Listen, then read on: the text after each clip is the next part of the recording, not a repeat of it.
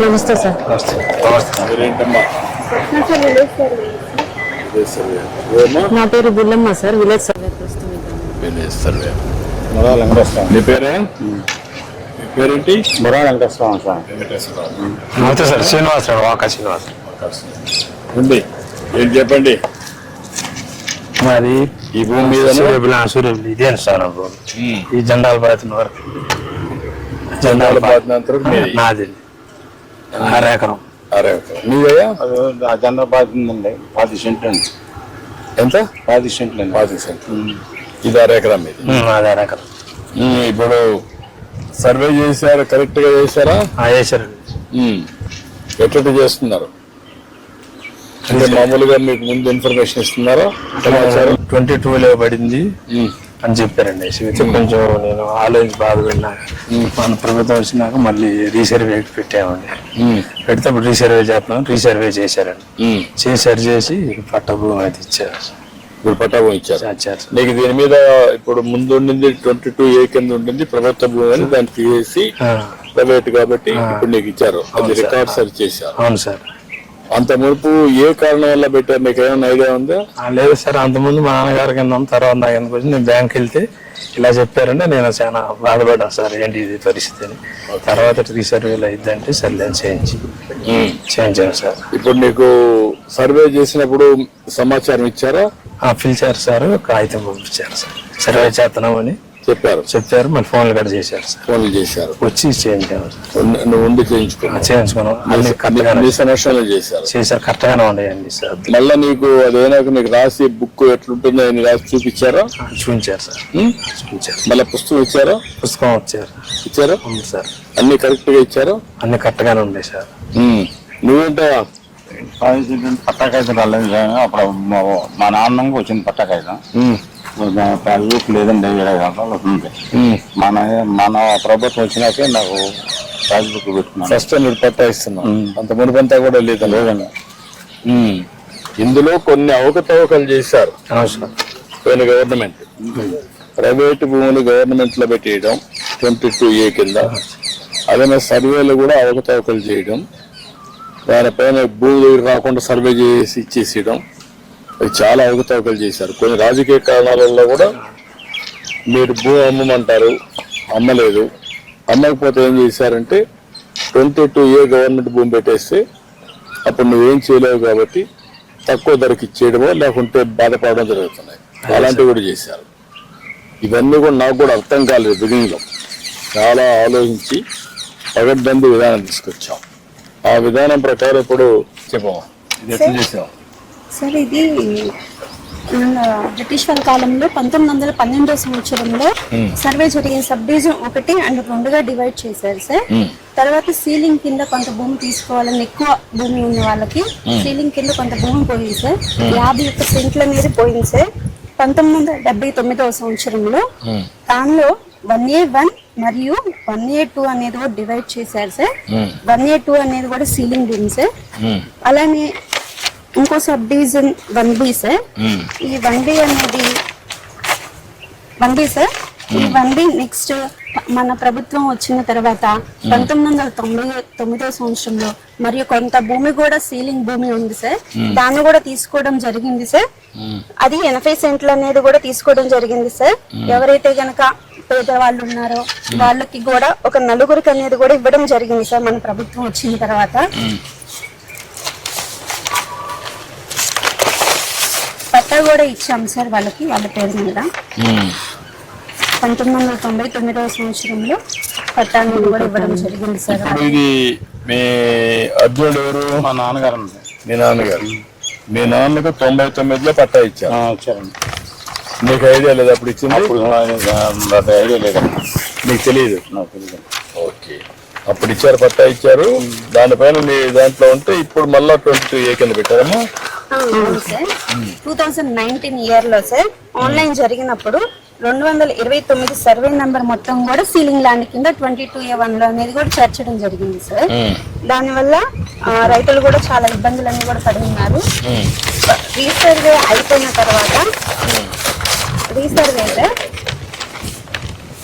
రీసర్వేలో sir మన గోవా సహాయంతో rover అనేది కూడా కాస్ట్ నెట్వర్క్ అనేది కూడా మీరే ఇండియాలో ఇంట్రడ్యూస్ చేశారు సార్. అప్పట్లో తర్వాత సర్వే ఆఫ్ ఇండియా వాళ్ళు కూడా అన్ని రాష్ట్రాల్లో కూడా ఇంట్రడ్యూస్ చేయడం అనేది కూడా ఇంప్లిమెంట్ చేయడం అనేది కూడా జరిగి ఉంది సార్.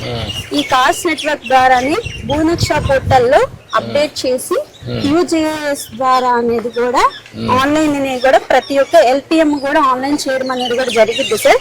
ఇప్పుడు ప్రస్తుతం మనం ఈ ఏరియా నుంచి వచ్చాము సార్. రోడ్డు ప్రస్తుతం మనం ఉన్నది ఈ ఏరియాలో ఉన్నాం సార్. ఈ ఏరియాలో ఈ రైతు ఉన్నారు కదా సార్, వాకా శ్రీనివాసరావు గారు సార్. అక్కడ రెడ్ కలర్ జెండాలు ఏదైతే కనుక పెట్టాము సార్, ఇది assign land sir. 51 cents 993 sir. Starting red colour జెండా, అలాగే సెకండ్ హ్యాండ్ జెండా, ఆ థర్డ్, ఆ 4 జెండాలు కూడా కలిపి 25 సెంట్లు సార్. అది ల్యాండ్ సీలింగ్ కింద 1999లో అనేది కూడా సీలింగ్ ల్యాండ్ కింద ఉంది సార్.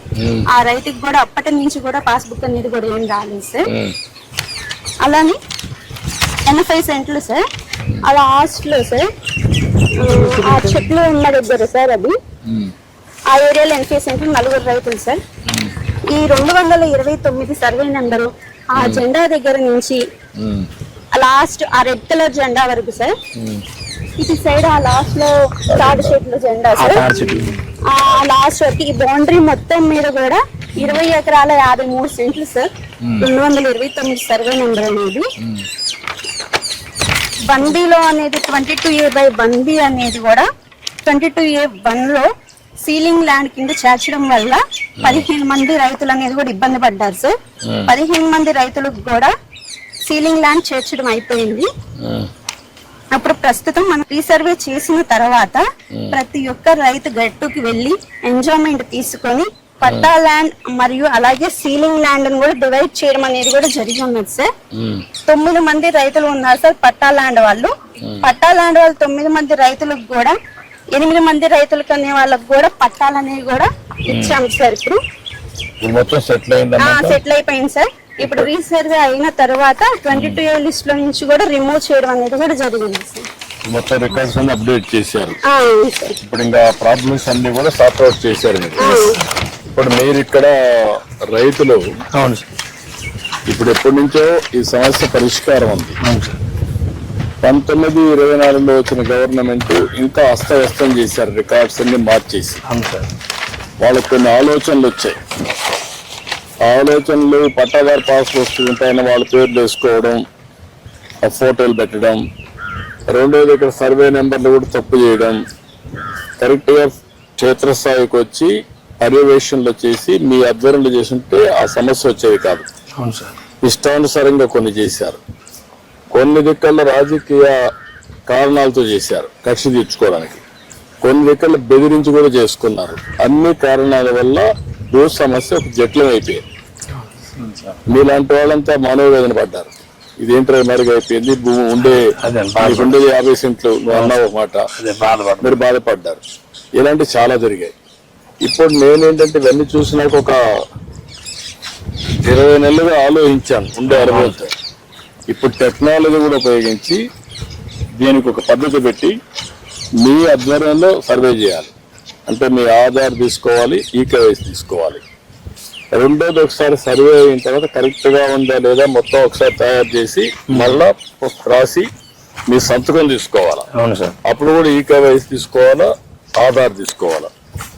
పుస్తకం ఇక్కడ ప్రింట్ కాదు మన రాష్ట్రంలో, అది తమిళనాడు పంపించాలి, చెన్నైకి. అక్కడ ప్రింటింగ్ ప్రెస్ ఉంటుంది. మామూలు కరెన్సీ ప్రింట్ చేస్తే ఎట్లయితే ట్యాంపర్ చేయరో ఆ విధంగా దీన్ని ప్రింట్ చేస్తాం. అక్కడి నుంచి ప్రింట్ చేసి తెప్పిస్తాం. తెప్పించిన తర్వాత మళ్ళీ మీకు ఈకేవైసీ తీసుకొని ఆధార్ తీసుకొని మీకు అప్పచెప్తాం. అంటే ఒకసారి ఇచ్చిన తర్వాత దాంట్లో క్యూఆర్ కోడ్ ఉంటుంది. నువ్వు ఫోన్లో ఎక్కడున్నా నీ పేరుతో ఉందా వేరే వాళ్ళ పేరుతో నువ్వు చూసుకోవచ్చు. ఆ ఫీచర్స్ పెట్టాం. రెండోది కంప్యూటర్లో కూడా ఇంత మునుపు రికార్డులు తారుమారు చేశారు. ఇప్పుడు అవి కూడా తారుమారు చేయకుండా రికార్డ్స్ అన్ని పగడ్బందీగా ఒక కొత్త టెక్నాలజీ ఉంది, బ్లాక్ చైన్ అని. ఆ టెక్నాలజీలో పెడితే ఎవరు దాంట్లో కలబెట్టినా ఎవరు రికార్డు మార్చినా వాడి పేరు వచ్చేస్తుంది. అది వస్తానే మీకు తెలిసిపోతుంది. ఇలాంటి సిస్టమ్స్ అన్నీ కూడా తీసుకొచ్చాం. రేపు రాబోయే రోజుల్లో ఒకవేళ నీ పేరు పెట్టి వేరే వాడు రిజిస్ట్రేషన్ చేయాల్సిన నీకు అనుమానం ఉంటే దాన్ని ఒక లాకర్ కింద పెడతాం. మీరు అడిగితే నా భూమి ఎవరికి చేయకూడదు, నేను వచ్చినప్పుడు నా ఫోటో చూసుకొని ఆధార్ చూసుకొని ఈకేవైసీ చేయాలి అని కానీ మీరు పెడితే దాని ప్రకారం చేపిస్తాం. అంటే రాబోయే రోజుల్లో మీ భూమికి పూర్తిగా రక్షణ ఉంటుంది. అవును సార్. ఇంకా మీకు ఏం సమస్యలు ఉండవు. అది మొత్తం కలిసి 1,12,00,000 మందికి పట్టాలు ఇవ్వాలి. అవును సార్. ఇప్పటికి 23 లక్షలు ఇచ్చాం, ఇంకొక 9 లక్షలు ఇస్తున్నాం ఈ జూలై. అక్కడి నుంచి మార్చి లోపల ఇవన్నీ కూడా 1,12,00,000 ఇస్తాం. నేను కూడా ఇదే పని పెట్టుకున్న నెలకు ఒక్కసారి నేను కూడా వస్తున్నాను.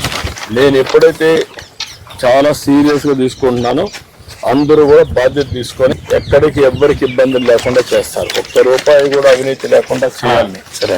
ఇప్పుడు వీళ్ళందరూ ఉన్నారు మీకోసం ఇక్కడికి వచ్చి పొలంలో పనిచేస్తున్నారు. చేసినప్పుడు ఇది ఒక పద్ధతి ప్రకారం తీసుకుపోవాలంటే ఎక్కడ ఏమారకుండా చేయాలి. ఇది గ్రామ సభ పెట్టి చెప్పాలి. ఎక్కడ కూడా ఒక్క వ్యక్తికి కూడా అన్యాయం జరగకుండా చూడాలి.